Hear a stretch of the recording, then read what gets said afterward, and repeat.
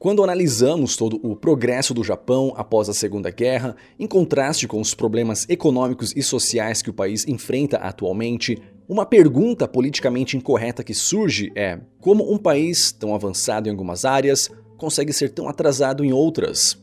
Será que chegou a hora de questionar o velho estereótipo de país rico e avançado que temos sobre o Japão? Quando falamos no Japão, uma coisa é certa: ou falamos do seu lado antigo e tradicional, ou falamos do seu lado mais moderno e futurístico. De fato, essa harmonia entre passado e futuro atrai pessoas do mundo inteiro, não só os que visitam o Japão, mas também os que consomem a cultura japonesa, que é exportada para o Brasil e para o mundo. Mas nem tudo é maravilhoso e algumas coisas estranhas têm acontecido na Terra do Sol Nascente. E os culpados são justamente a tradição e a modernidade, quem diria?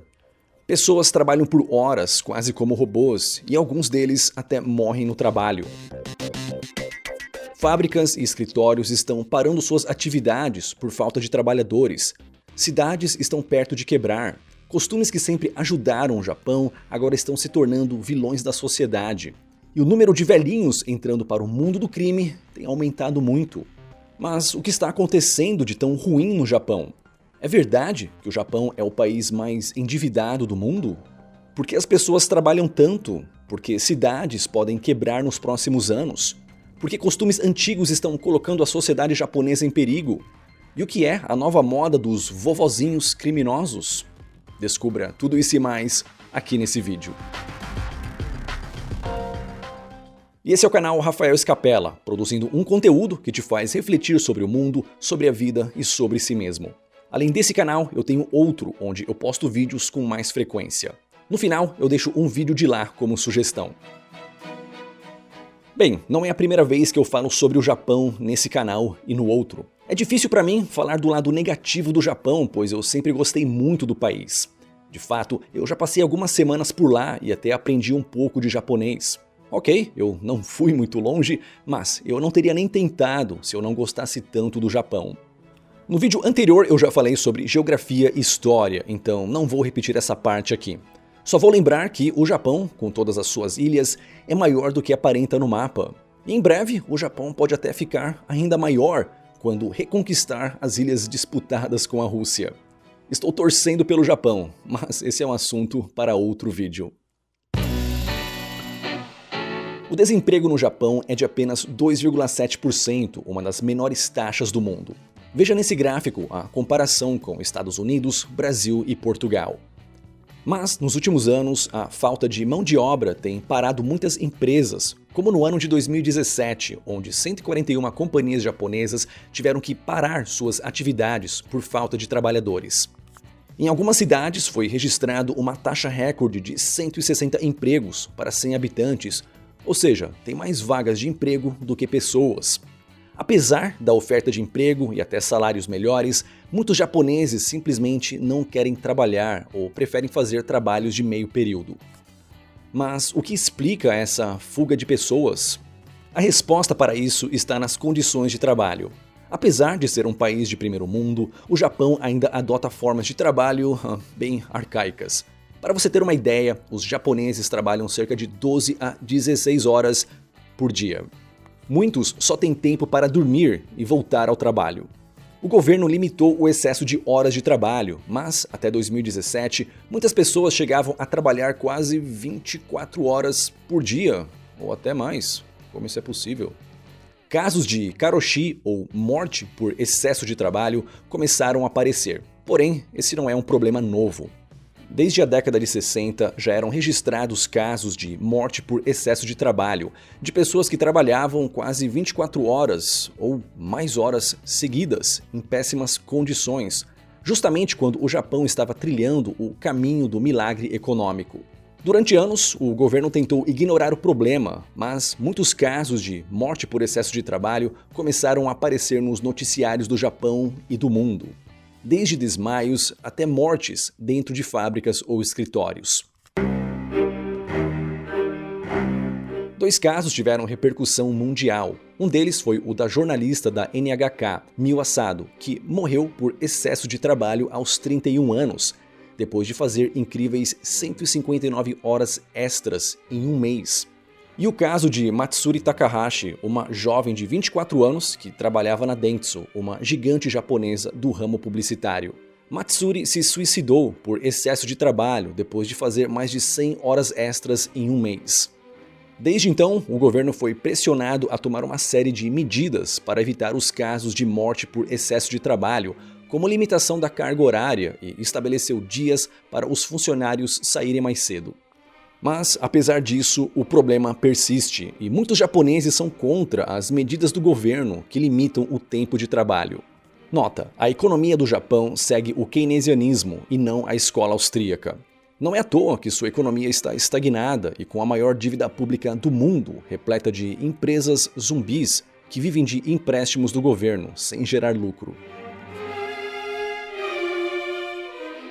Desde o pós-guerra, o trabalho passou a ser visto de forma quase divina e se tornou um elemento de construção da nação, ou seja, sacrificar sua vida, trabalhando longas horas, significa se sacrificar pela nação.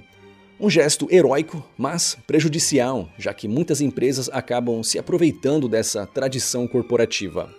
Quem sai do trabalho antes do chefe ou colegas é mal visto no emprego.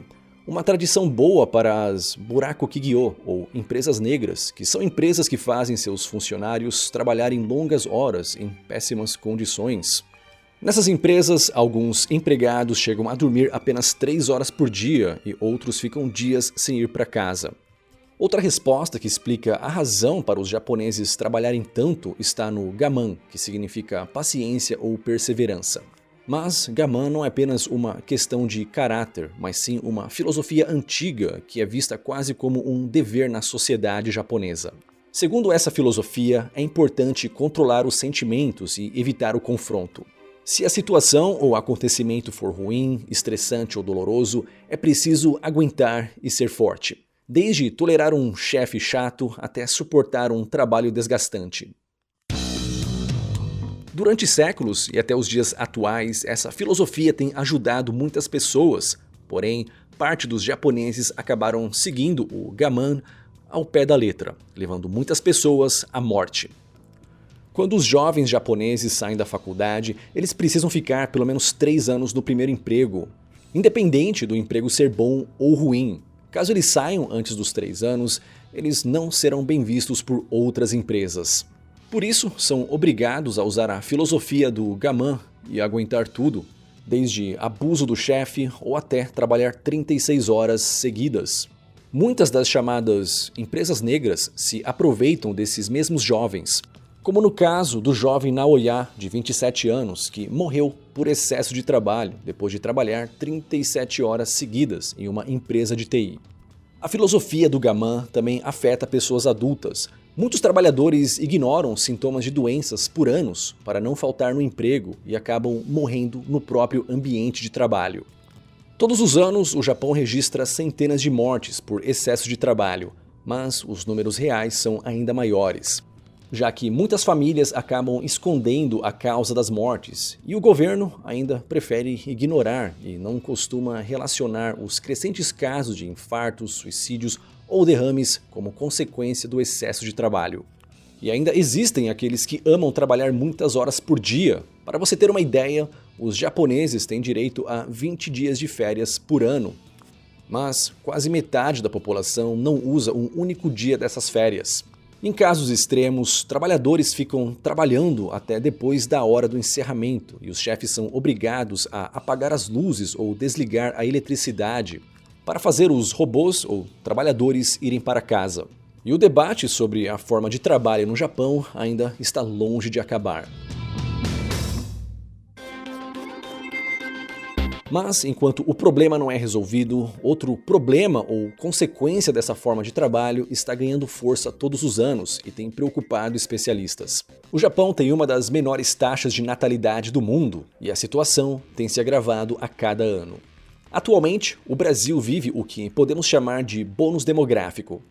Até 2037, a população economicamente ativa, ou seja, aqueles entre 20 e 60 anos, deve continuar aumentando mais que o restante da população. Porém, no Japão, 30% da população já é idosa. E segundo o FMI, as previsões estão longe de serem positivas, pois o Japão deve ver sua população economicamente ativa cair drasticamente e sua economia deve encolher 25%.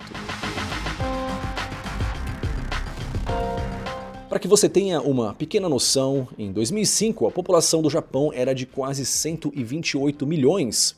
Em 2021, a população caiu para 125 milhões de pessoas.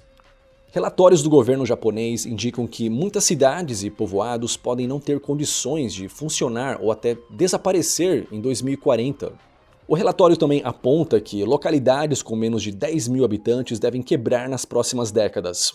Os motivos para esse baixo índice de natalidade são vários, mas os principais são a insegurança econômica, prioridade da carreira de trabalho e os rígidos padrões da sociedade japonesa. Falar sobre coisas negativas como o baixo índice de natalidade nunca foi algo, digamos, bem visto na sociedade japonesa. Por conta disso, o governo ignorou o problema por décadas. Mas agora já não é possível ignorar, principalmente por causa das cidades com creches e escolas quase ou completamente vazias. Algumas pequenas cidades que antes eram povoadas agora são quase como cidades fantasmas. E por conta disso, alguns municípios estão perto de quebrar. O Japão corre contra o tempo para evitar os tempos sombrios que se aproximam, desde a redução do tempo de trabalho até investimento em softwares de namoro para dar um up nas relações na Terra do Sol nascente. O Japão até oferece uma das licenças maternidade mais generosas do mundo, 1 ano de afastamento com 80% do salário. Enquanto bebês diminuem, o aumento da população de idosos tem preocupado especialistas e o governo parece não gostar muito disso.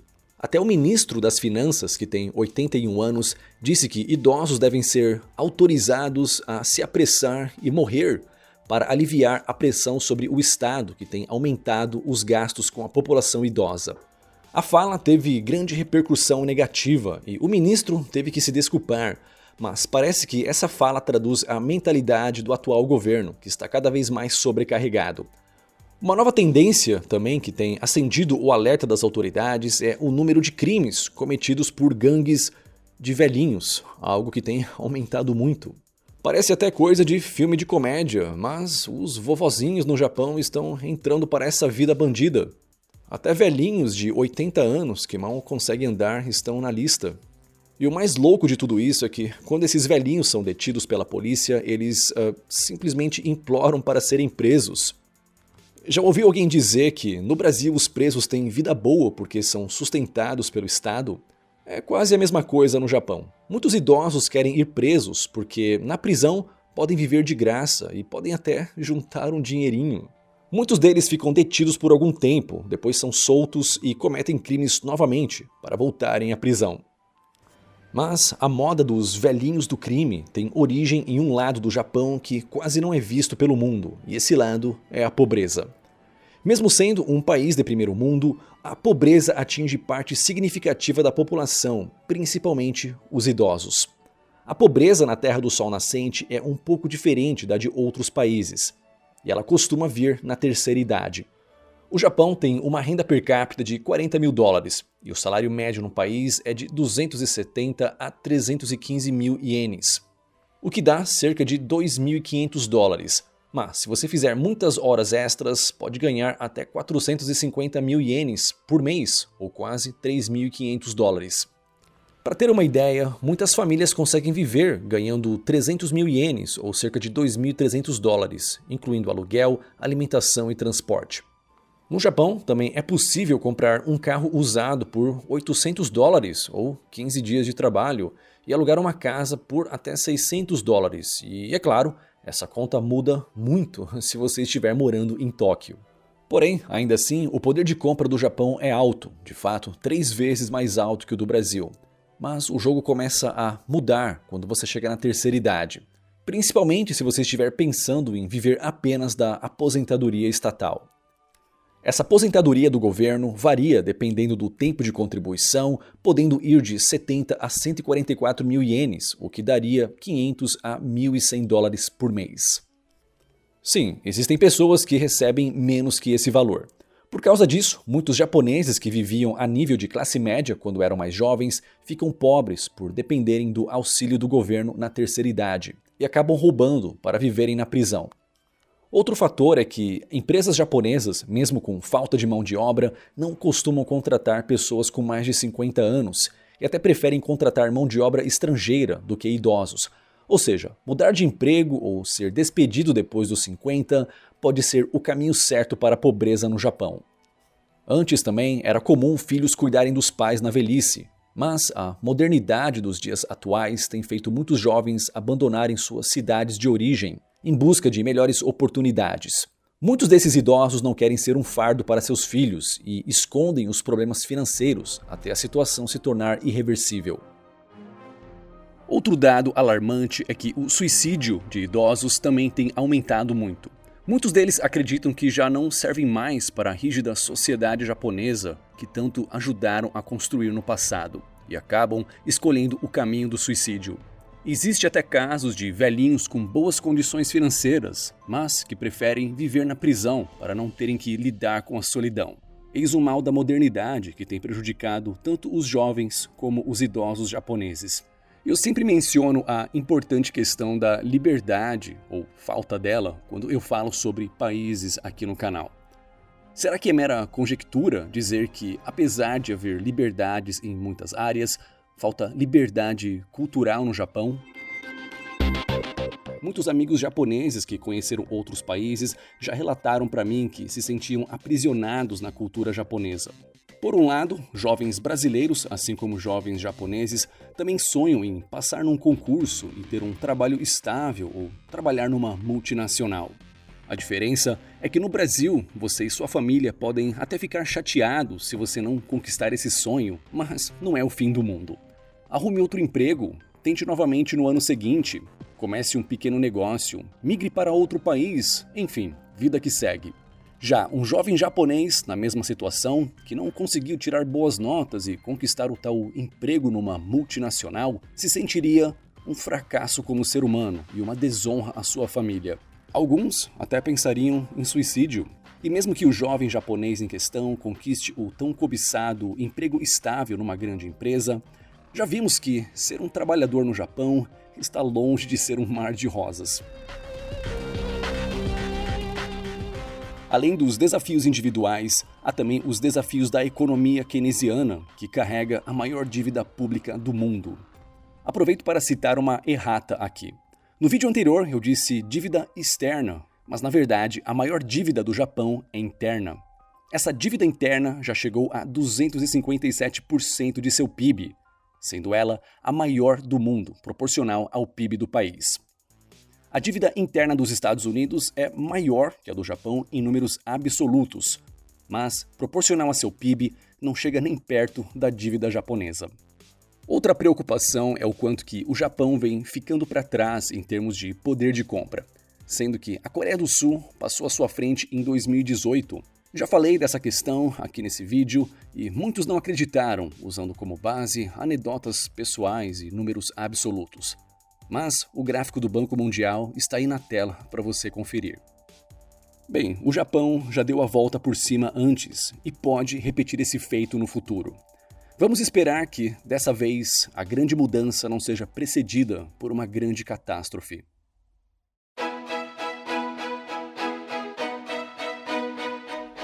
Pessoal, esse sou eu no Japão há muitos anos. Menos feio, menos velho, menos barbudo e com menos liberdade também. Apesar do passeio bacana na Terra do Sol Nascente, eu estava ansioso, sabendo que, em breve, teria que voltar para um trabalho sem liberdade e sem futuro.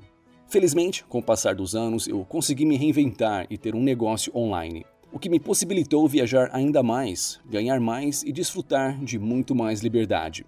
Até viajar pelo Brasil se tornou mais interessante depois dessa mudança.